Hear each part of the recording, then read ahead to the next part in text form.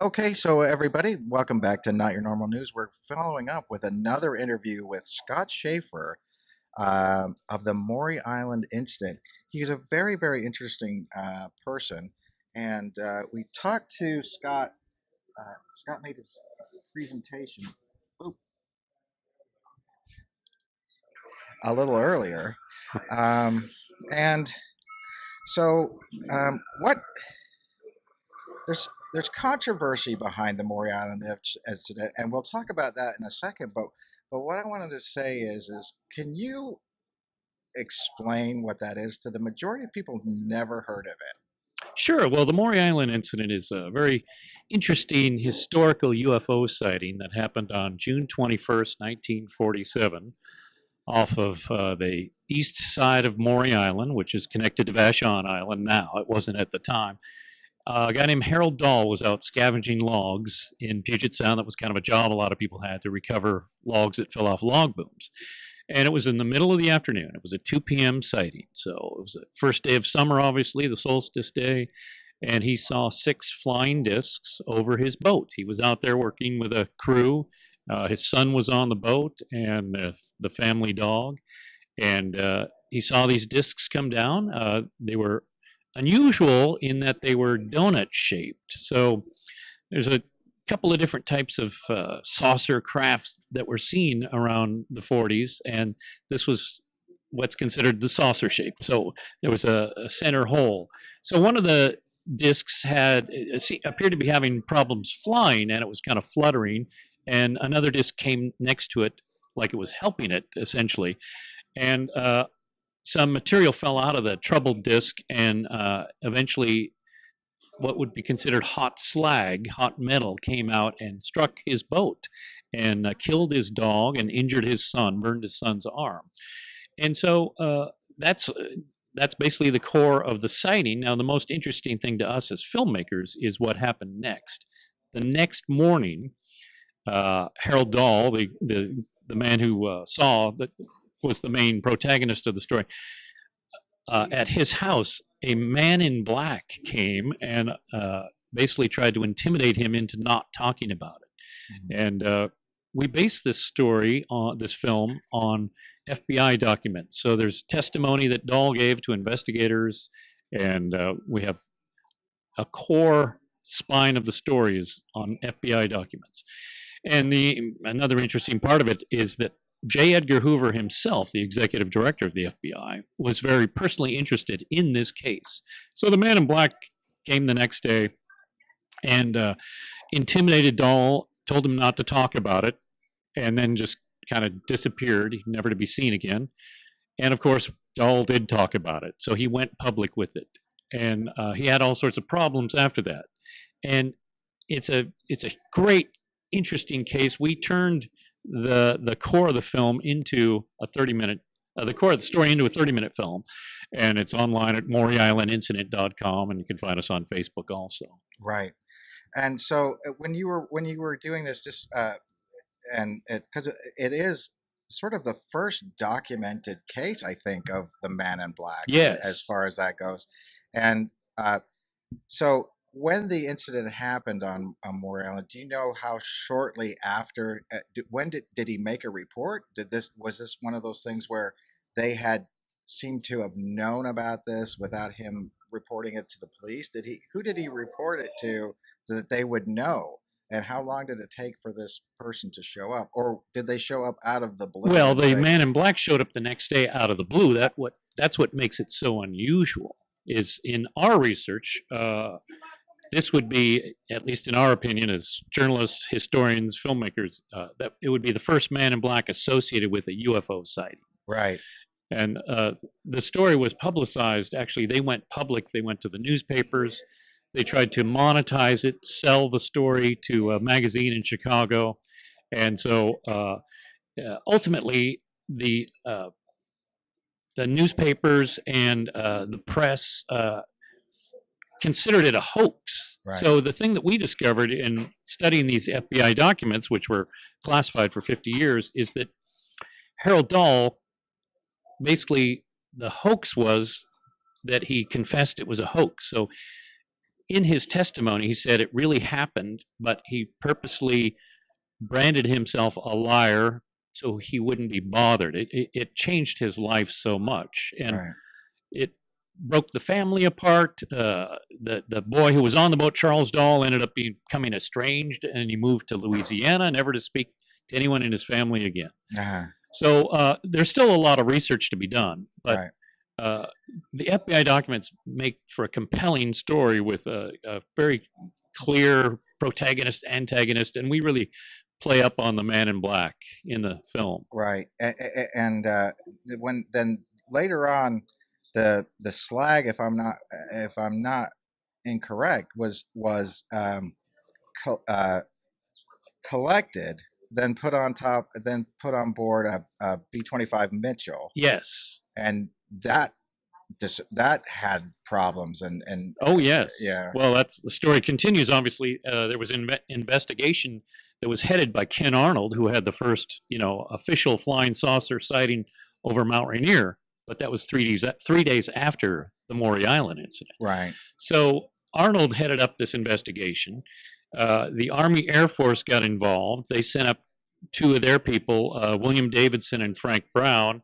They interviewed, Harold Dahl, Fred Chrisman, and it was the interview was by Ken Arnold and another pilot named Smith, E.J. Smith, and then the Army Air Force investigators. That was at the end of July.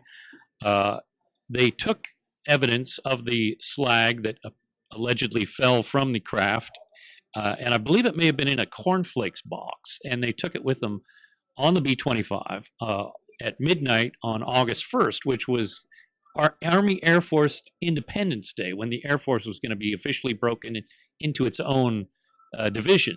Right. So they flew at midnight out of McCord in a B-25. About 30 minutes into the flight, the wing caught fire, and they crashed outside of Kelso, Washington. Yeah. And I think, yeah, that's And it killed the pilot. Davidson and Brown were killed. right. And so yeah, it is interesting that some ideas have been promoted that because of the fact that it was the Army Air Corps at that point in time, and when we're thinking of history, a lot of times we don't put it in perspective. It was part of the Army until Right. the next day, and then all of a sudden it became a different sort of thing with a different different bureaucracy in many cases. Yes. And so it is interesting that that these things might have shifted over and been forgotten about or sort of swept under the carpet. But Yes, and technically, Davidson and Brown were the first fatalities for the then independent Air Force. right. And so do they know, sir, where they were going to take this? Yes, they were taking it back down, I believe, to Hawthorne Air Force Base in California. They were taking the slag was in the navigator's kit. It was considered classified. And another interesting part of the story is after the plane crash, the military closed off the perimeter and would not even allow the Washington State Patrol, it was somehow their jurisdiction. Right. And so even the local police couldn't approach the crash until the military basically sanitized it and took the evidence. And then they opened it up. And in fact, a couple of years ago, Steve Edmiston, the writer of the film, and I had the opportunity to go to the crash site, which is now on private property outside of Kelso. Right. And we found some pieces from the B-25 crash. Yeah. And are you allowed to excavate, or is that something No, that? the property owner, we had friends of theirs as a liaison, and he only decided once we were down in it's actually part of a creek bed, is where the material is being basically washed out by the creek, and the water every year changes. So he basically said, as we were walking down there, he said, now look carefully down in the creek. If you see a piece of metal, pick it up, and if you want, you can keep it. Right. And so I think it was a spur of the moment decision for him. Right. But as far as I know, there's never been any official excavation. Yeah. And I think it would be maybe it's an odd thing. It may be covered under some kind of a thing where it's a I don't know if the bodies were taken away, but it might be looked at as a Yes, it well to grave us it site, or felt very yes, sacred knowing that two humans died right, there, right. and it was a very somber experience because you're picking up, and each piece it tells a story, and you can almost feel the vibration of the tragedy Hmm. within the evidence that you're finding. Right. And going back to the original doll story, now when the donut that he had several donuts that that he'd seen, um, did so the material that fell out of it, was it seemingly coming from the center of the donut, like it was some kind of a uh, uh, I imagine this is going to take some speculation on your part, Sure. but like it was some sort of a levitation engine or a fan engine or something like that. Well, from everything we read, the testimony is that it appeared to be some kind of discharge from the engine, Right. essentially. And as far as we know, there were two distinct types of discharge. One was they called it chaff. It was like shredded newspaper.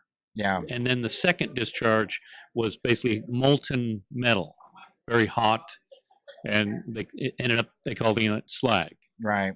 And had to your knowledge, has did they ever try to, for example, I know that later on in Canada, they came up with a vehicle called the Avro car. And I don't know if you're familiar with that, but it was a donut shaped uh, uh, thing that had never really levitated off the ground more than about 3 or 4 feet. But it had an engine in the center of it, and nobody tried to explain it away by saying it was one of our own aircraft or anything like Mm-hmm. that. Is that true? As far as the Maury Island It incident could be, goes? it could have been an experimental Yeah. military craft. It could have been, a lot of people speculate it was like a recovered Nazi flying disc that they were trying to figure out how to fly. They might have been flying it over Puget Sound, and maybe it was our own military testing something, and Harold Dahl was in the wrong place at the wrong time. Right. The man in black might have been a military officer who, they identified his boat because it would have had the registration numbers, and it wouldn't have been difficult for the military to find out, his name and his address. Hmm. Everybody had their address in the phone book then, and Right. he was a known pilot, so they probably identified him easily. And then maybe that military guy decided to pay him a visit. He didn't want this to leak. Yeah. They were doing experiments.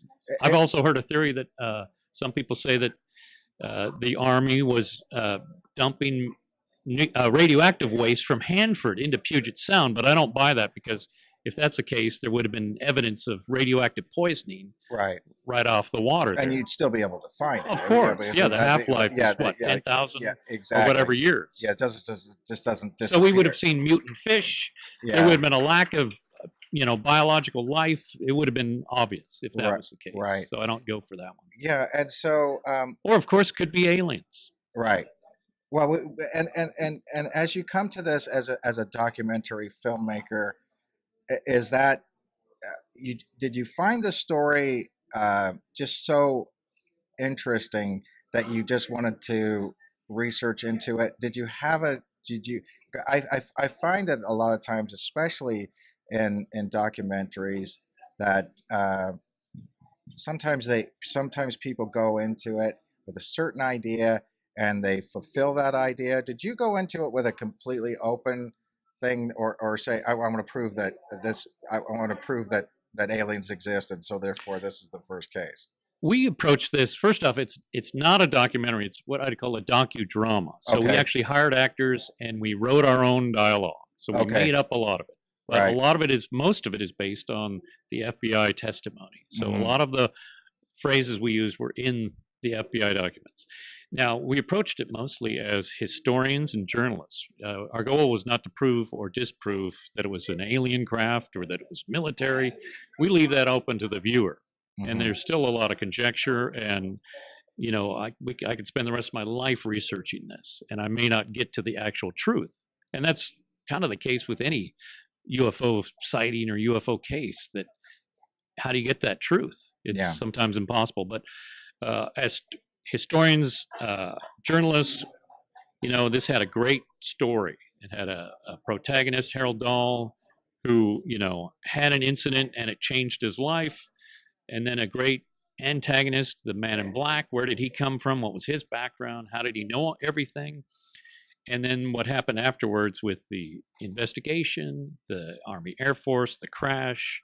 There's a lot of tragedies, and there's a lot more we could cover. I'd love to do a whole film on the interview investigation at the Winthrop Hotel in Tacoma, Right. but we didn't even touch on that. And then we only referenced the crash because obviously we didn't have the budget to recreate a B-25 crash. But I think that would be an interesting thing to Right. explore. Right.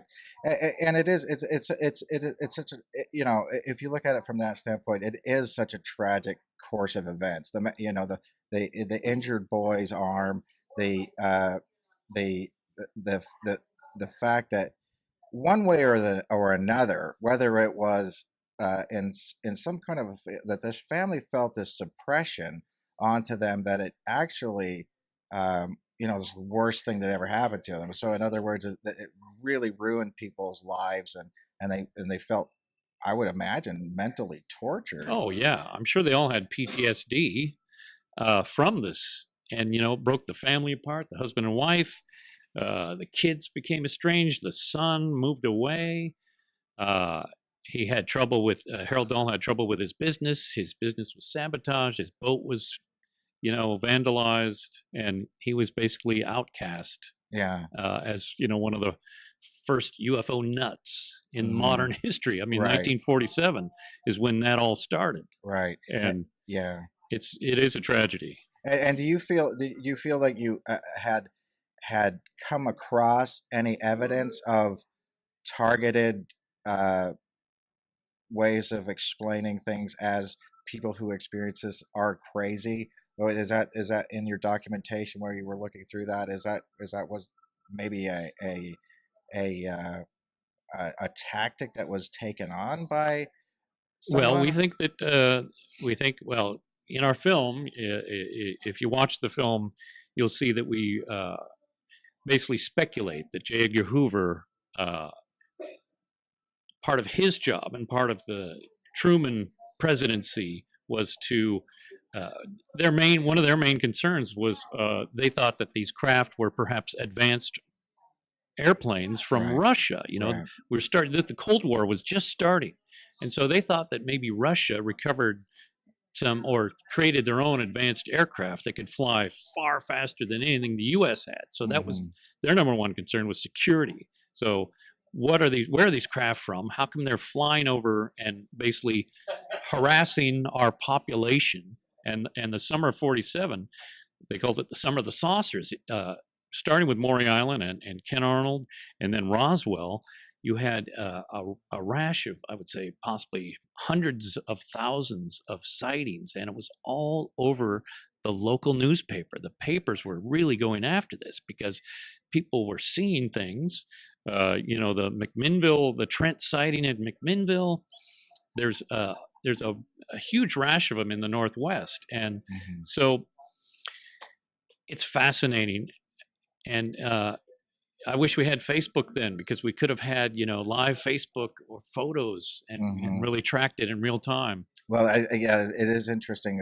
It's a fascinating thing. J. Edgar Hoover, obviously, if you look into some of the tricks that I mean, I don't think he would even deny it if he was alive today. Right. Was in the dirty tricks business. Oh yeah. Yeah, and you could you can look that up as to how he dealt with uh, quote unquote perceived threats to the United States. Yeah, and Uh, then yeah, going up to Project Blue Book, where they yeah, started to yeah. really attack people that saw or had Right. experiences. Right. So it is it's an interesting thing. Where are you going to be presenting the film at this summer as Yeah, we'll be at the McMinnville UFO Festival. So the McMenamins UFO Festival in McMinnville in May. We're going to be, I think, the opening night. We're going to show the film. right? Okay. So and that's one of the West Coast's largest UFO Yes, events. right. So it's really quite an honor for you It guys to be is. there, We're very excited. and it'll be fabulous. I'll be there. Well, we'll be there with us, Great. and and now is do does Burien, Des Moines, Des Moines. I mean, we're going to get into this argument. It's Des Moines, Washington, Yes, Des with an Moines, S. Des Moines, Iowa, Des Iowa. Moines, Yeah, Washington. so Correct. we're not actually pronouncing it the incorrect way.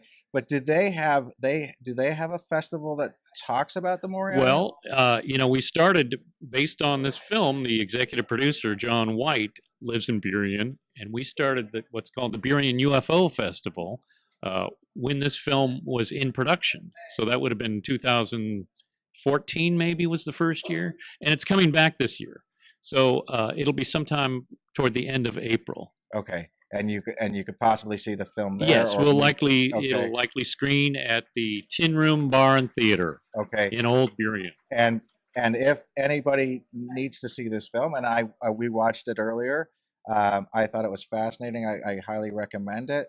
Where can people view this film that Well, you the guys? easiest way is to go to MauryIslandIncident.com, and there's a link right at the top. You can view it online. Right. And have you submitted it to any kind of Oh, a? yeah, we won several festival awards. Our biggest one, I showed the award here, is an award that looks like an alien holding a movie camera. It's my favorite award I've ever seen, better than an Oscar, I think. We won that at the UFO Congress in 2015 for Best UFO Short. Okay, so best UFO short and you should name them We, off if you well, can we won remember them. audience choice, People's Choice at the Gig Harbor Film Festival, Port Townsend, Seattle Film Festival. We premiered at the Big Island Festival in Hawaii. We probably played maybe 30 or 40 festivals, so it's hard to That list them all. Yeah, that's the amazing thing about it is, and I found this about creative people. A lot of times they don't like to talk about the awards they win, but sometimes the viewer, that's all that's what they care Sure. about. But an amazing interview. You did a fantastic job, Thank you. and thank you very much for joining us at Not Your Normal My News. pleasure. Okay, thank you All very right, much, sir. stay weird. I Stay will. not normal. I am. Yeah, Okay. I've never been normal, so we have to keep it that way. Good job.